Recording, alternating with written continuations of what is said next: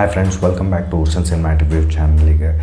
Just ಯೋಚನೆ ಮಾಡಿರಿ, ಒಬ್ಬನು ಗುಡ್ಡ ಅಜ್ಜ ಒಂದು ಹಳೆ ಮನೆ ಆಗಿರ್ತಾನೆ. ಈ ಮನೆ ಕಳು ಮಾಡೋದು ಎಷ್ಟು ಡಿಫಿಕಲ್ಟ್ ಆಗ್ಬೋದು. ಹಿಂಗೆ ಅನ್ಕೊಂಡು 3 ಮಂದಿ ಕಳ್ಳರು ಸೇರಿ ಆ ಮನ್ಯಾಗ ಕಳು ಮಾಡೋಕೆ ನುಗ್ಗಿಬಿಡ್ತಾರೆ. ಬಟ್ ಈ 3 ಕಳ್ಳರಿಗೆ ಗೊತ್ತಿರಂಗಿಲ್ಲ, ಇವ ಒಬ್ಬನ ರಿಟೈರ್ಡ್ ಆರ್ಮಿ ಆಫೀಸರ್ ಇರ್ತಾನೆ ಮತ್ತು ಎಕ್ಸ್ಟ್ರೀಮ್ಲಿ ಡೇಂಜರಸ್ಸು ಇರ್ತಾನೆ, even without his ice.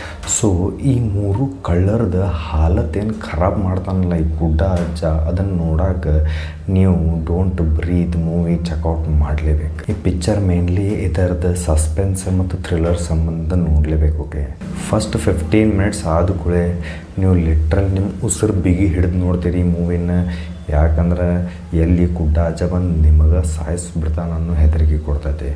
Hats off to Stephen Lang ಅವ್ರದ್ದು ಆ್ಯಕ್ಟಿಂಗ್ ಪರ್ಫಾರ್ಮೆನ್ಸಿಗೆ ಭಾರಿ ಅಂದ್ರೆ ಭಾರಿ ಖತರ್ನಾಕ್ ಆ್ಯಕ್ಟಿಂಗ್ ಕೊಟ್ಟಾನ. ಈ ಮನುಷ್ಯನಿಗಂತೂ ಒಂದು ಥಮ್ಸ್ ಅಪ್ ಕೊಡಲೇಬೇಕು. ಈ ಪಿಕ್ಚರ್ನಾಗ ಫುಲ್ಲು ಮೂವಿನ ಅವ್ನ ಶೋಲ್ಡರ್ಸ್ ಮ್ಯಾನಲ್ಲಿ ಎತ್ಕೊಂಡು ಹೋಗ್ಯಾನ ಅನ್ಕೊಳ್ಬೋದು. ಓಕೆ, ಮತ್ತು ಈ ಪಿಕ್ಚರ್ದಾಗ ಒಂದು ಬ್ಲ್ಯಾಕ್ ರಾಟ್ ವೀಲರ್ ಡಾಗ್ ಐತಿ, ಅದ್ರದ್ದು ಒಂದು ಚೇಸ್ ಸೀಕ್ವೆನ್ಸ್ ಇಟ್ಟಾರ.